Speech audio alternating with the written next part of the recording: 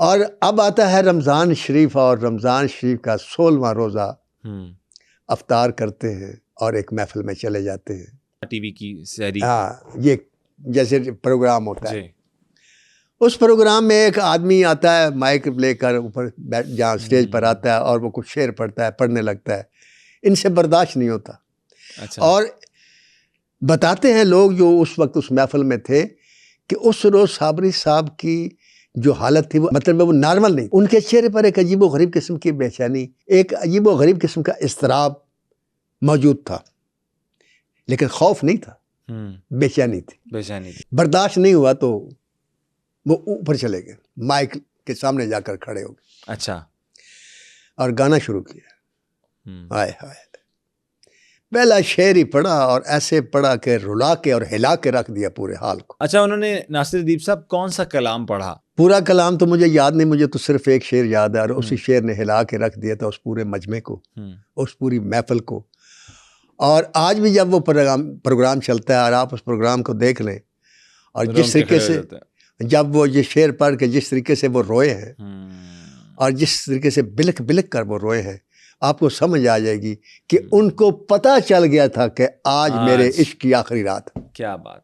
इसीलिए वो उन्होंने शेर कौन सा पढ़ा कि मैं कब्र अंधेरी में घबराऊंगा जब तन्हा, मैं कब्र अंधेरी में घबराऊंगा जब तन्हा, इमदाद मेरी करने आ जाना रसूल अल्लाह। यानी वो इश्क मैं जो शुरू से कह रहा हूँ कि इनके दिल में था, उसका सबूत अब आपको मिला कि आखिरी प्रोग्राम में आखिरी शेर, आखिरी कलाम जो उन्होंने पढ़ा। और जब ट्रांसमिशंस लाइव जा रही थी तो खबर जब आई तो माया परेशान हो गई, जो प्रोग्राम होस्ट कर रही थी। तो जब ये देखे कि कितना यकीन होगा उस शख्स को कि आज मैंने चले जाना है, आज मैंने कब्र में पहुंच जाना है, और कब्र में किसको बुलाना है। तो वो शेर उन्होंने पढ़ा कि मैं कब्र अंधेरी में घबराऊंगा जब तन्हा, इमदाद मेरी करने आ जाना रसूल अल्लाह। और रोते रोते वो वहाँ से चले हैं घर से। उनको शायद उस वक्त भी पता था, घर से जब रुखसत हुए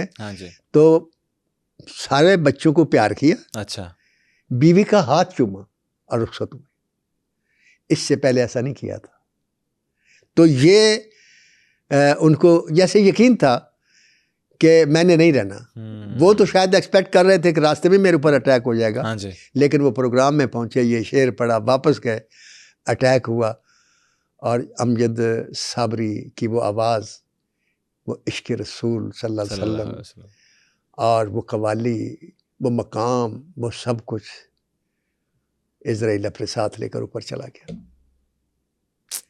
अमजद साबरी शहीद हो गए। सही रोए थे वो, उनको पता था।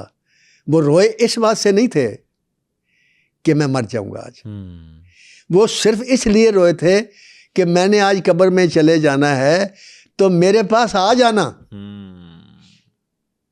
अपने माशूक को बुला रहे थे कि मेरे पास आ जाना, मैं घबराऊंगा तो मेरी शिफात के लिए आ जाना। ये हर मुसलमान की ख्वाहिश है, और अल्लाह ताला करे हर मुसलमान की ये ख्वाहिश पूरी हो।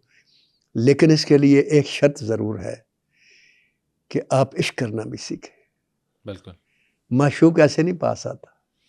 इश्क की इंतहा करेंगे तो माशूक आएगा। अल्लाह अकबर। हम तो शायद दरूद भी नहीं पढ़ते। तो ये अल्लाह का, ये आपको पता है, ये वो अमल है जो अल्लाह भी करता है। बिल्कुल। वो कहता है इन्नल, और अल्लाह के फरिश्ते भी करते हैं। आयता इन्नल्लाह व मलाइकातु युसल्लूना अलन नबी, कि अल्लाह और उसके फरिश्ते दरूद भेजते हैं नबी पर। या अय्युहल्लज़ीना आमनू सल्लु अलैहि व सल्लिमू तस्लीमा। तो हम देखें, जब दरूद पढ़ते हैं हम उस अमल में शामिल होते हैं जो हमारे साथ अल्लाह भी कर रहा होता। बेशक, ये मामूली इबादत है नहीं। तो इसीलिए इसके बारे में वो किरामन कातबीन कहते हैं कि दरूद वो इबादत है जिसका हमारा कलम अहाता नहीं कर सकता कि इसके अमल में नेकी जो होती है कितनी लिखें, वो हम कितनी लिखें। वाह, हम नहीं आता कर सकते। तो ज़्यादा से ज़्यादा दुरूद शरीफ पढ़ना चाहिए आपको भी और हमें भी, अल्लाह ताला नहीं। तौफीक और दे। सबसे पहले दुरूद से पहले जो मैं कहता हूँ, इश्क रसूल सल्लल्लाहु अलैहि वसल्लम करें। बेशक। और इश्क करने की इब्तिदा क्या है कि आप काम वो करें जो उन्होंने किए थे, जो उन्होंने किए थे, और उसी रास्ते पे चलें, जिंदगी ऐसे गुजारें जैसे उन्होंने जो गुजारी। नबी पाक सल्लल्लाहु अलैहि नहीं वसल्लम। चाह हम उस मकाम तक कहाँ पहुंच सकते हैं, नहीं पहुंच सकते, लेकिन उस रास्ते पर तो चल रास्ते पड़े पे ना, चलने की जिस रास्ते कोशिश पर कर सकते हैं। जिस रास्ते पर वो चले थे। बेशक, वो इतना तो मान लेना कि ये मेरा उम्मती था।